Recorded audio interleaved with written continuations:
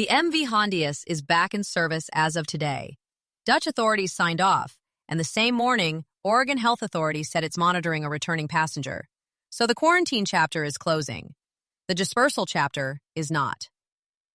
This is Hantavirus Watch.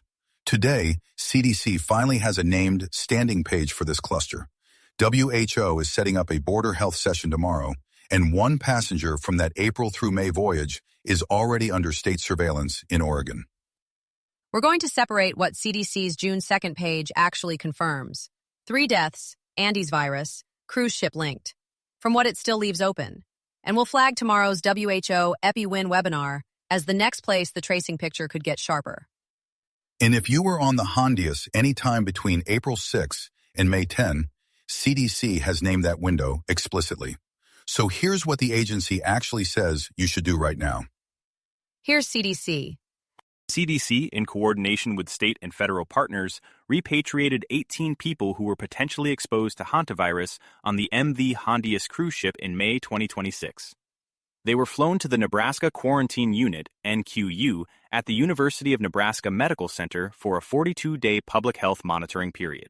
CDC's situation page, dated June 2nd, titled, Andes-virus outbreak on a cruise ship. Current situation, is the first standing named page CDC has put up for this cluster. It confirms 3 things. Andes-virus, cruise ship linked, 3 deaths. And it still hedges on one thing. No confirmed U.S. cases as a result of this outbreak. That's careful language, and it matters. The Hondius cleared Rotterdam inspection yesterday and is back in service. So Dutch authorities have signed off on the ship, and today Oregon Health Authority is monitoring a returning passenger. The ship is running. At least one person from that voyage is under state surveillance.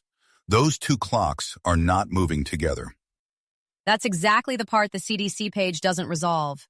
It confirms 18 people were repatriated to the Nebraska Quarantine Unit, but it does not spell out what happens after NQU, and the Oregon case is the live example. Tomorrow's WHO EPI-WIN webinar, explicitly framed around IHR border health and points of entry, is the next named source that could answer whether state health departments are using CDC criteria or building their own. CDC's own page names April 6 through May 10 as the exposure window. If you were on the Hondius any day in that range, CDC is calling you high risk. So what does the page actually tell you to do? Because the overall risk to the American public is extremely low, is not instructions for the person who was on that ship. From World Health Organization. As of 21 May 2026, a total of 13 cases, including 3 deaths, have been reported. Public health response efforts continue in all countries involved, including information sharing for international contact tracing purposes through the National IHR Focal Point, NFP, network. Hi, I'm Mark, and I'm the human behind the podcast you're listening to right now. I'm really looking to learn more about what our listeners like and don't like about our shows. So if you're listening and you have opinions about these podcasts, I would love the chance to chat with you personally. There's a link in the show notes with how to get in touch, or you could email me at hello@lanternpodcast.com. Thanks. Now back to the episode. WHO just published the agenda for tomorrow's EPI-WIN session, June 4th, 1300 CT session powers. And they're calling this outbreak a quintessential border health event. That's not flavor text. That's IHR officials signaling they want to use this cluster to audit how Part 5 and Part 6 of the international health regulations actually worked when a cruise ship became the vector. And now the Hondius story moves into WHO's border health lessons, with IHR officials looking at how countries trace travelers across borders, which is exactly what I want to hear, because the Oregon monitoring case today shows somebody got home before any framework caught them. WHO's own framing as of May 21st is 13 cases, 3 deaths, global risk still assessed as low. So no, this webinar isn't a panic signal. It's an institutional post-mortem in real time. What it may give us is the first sourced account of whether the NFP network, the National IHR Focal Points, actually closed the contact tracing gap or left it open. I want one specific answer out of tomorrow. Did any country get a complete passenger manifest through IHR channels, or did every national health authority start from scratch? That's the question. If the webinar doesn't touch it, that tells you something too. From Marine Insight. The cruise ship that became the center of a global health alert after a Hantavirus outbreak that killed 3 passengers has been cleared to return to service after undergoing extensive cleaning and disinfection in Rotterdam. Dutch health authorities said inspections carried out on the MV Hondius found that the vessel had been cleaned effectively and disinfected in accordance with public health guidelines. CDC published its first standing situation page for this cluster yesterday, June 2nd, naming Andes-virus, cruise ship linked, 3 deaths confirmed. That matches the 3 deaths Marine Insight is anchoring today, so the case count is now consistent across CDC, WHO's 13 confirmed, and the vessel reporting. What the CDC page still does not explain is what monitoring criteria individual states are using. The Hondius cleared Rotterdam inspection on May 29 and is back in service from June 13, great for ocean-wide expeditions. Oregon Health Authority is monitoring a returning passenger today. Those 2 clocks are not running at the same speed, and nobody is publicly connecting them. To be precise, Dutch authorities signed off on the vessel, the hull, the cleaning, the disinfection protocol. That is not a sign-off on the passenger cohort. The Oregon case is the clearest live example that ship clearance and passenger clearance are separate tracks, and right now only one of them has a named endpoint. CDC formally names April 6 through May 10 as the high-risk exposure window. If you were on the Hondius during any part of that stretch, CDC's own language puts you in the high-risk cohort, not the general low-risk U.S. population. So what does CDC's situation page actually tell that person to do right now? Because Oregon figured it out, and I want to know if every other state did too. KATU writes, Since May 10, the Oregon resident has been at the National Quarantine Unit at the University of Nebraska Medical Center, the Oregon Health Authority said. The resident was transported to the facility after disembarking with other U.S. passengers from the MV Hondius in Spain, following an outbreak of the Andes strain of Hantavirus aboard the cruise ship, which departed Ushuaia, Argentina, on April 1st. CDC's June 2nd situation page is live. Named, standing. Andes-virus confirmed, 3 deaths, cruise ship linked. That's the first time CDC has published a dedicated situation page for this cluster, and it anchors the count that Spain's second case had left ambiguous.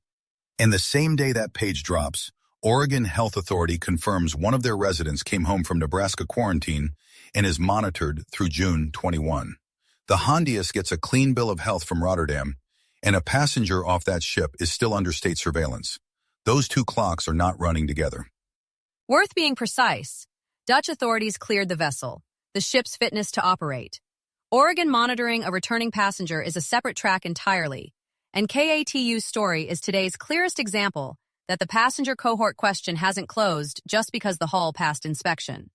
CDC's exposure window is April 6 through May 10. That's their language, not speculation. If you were on the Hondius any day in that range, CDC has formally named you high risk. So the practical question is, are state health departments like Oregon getting CDC's criteria for what monitoring looks like, or are they building their own frameworks from scratch? Weents with Brian Bateman. For most people in the United States, this cruise ship Andes-virus outbreak is not a broad public threat. In a May 29, 2026 risk assessment, CDC said the risk to the general U.S. population is low, while the risk is high for U.S. residents who were on the affected ship during the exposure window from April 6th through May 10th, 2026. CDC's May 29th risk assessment draws a hard line between 2 populations. The general U.S. public, low risk, and anyone aboard the Hondius between April 6th and May 10th, high risk. That date range is now CDC-sourced, not inferred, and it's the document journalists and state health departments should be citing. That April 6 through May 10 window is exactly what I want listeners to hear. If you were on that ship at any point in that stretch, CDC has already categorized you. You're not in the don't panic column. You're in the take symptoms seriously and follow monitoring instructions column.